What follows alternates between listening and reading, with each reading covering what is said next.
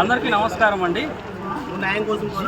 GO 77 ప్రకారం క్లియర్గా చెప్పింది ఏమంటే మహిళలకి, వికలాంగులకి, స్పోర్ట్స్ పర్సన్కి వాళ్ళకి హారిజాంటల్ రిజర్వేషన్ అనేది రోస్టర్ పాయింట్ కేటాయించకూడదు అనేసి జీవో 77 అనేది స్పష్టంగా తెలియజేసింది.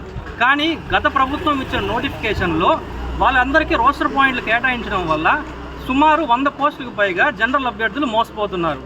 సో అదే విషయం స్వయాన ఏజీ గారే కోర్టులో ఒప్పుకున్నారు. కానీ కోర్టు తీర్పు ఏం చెప్పిందంటే ఎగ్జామ్ కండక్ట్ చేసుకోండి, తర్వాత ఏదైనా రోస్టర్ పాయింట్ ఉంటే కరెక్షన్ చేసుకోండి అని చెప్పింది. కానీ సుప్రీంకోర్టు జడ్జిమెంట్ ప్రకారం లైక్ సవర్వాల్ కేసు అనేది రోస్టర్ పాయింట్ల విషయంలో ఎలాగ రోస్టర్ పాయింట్లు ఒకసారి నోటిఫికేషన్ ఇచ్చిన తర్వాత రోస్టర్ పాయింట్లు అనేది మళ్ళీ మార్చకూడదు, ఆ నోటిఫికేషన్లన్నీ రద్దు చేయబడతాయనేసి సుప్రీంకోర్టు జడ్జిమెంట్ ప్రకటించింది. సో అయినా ప్రభుత్వం మొండి వైఖరితో ఇలా ఎగ్జామ్ పెట్టడంలో అంతర్యం ఏంటో మాకు తెలియట్లేదు.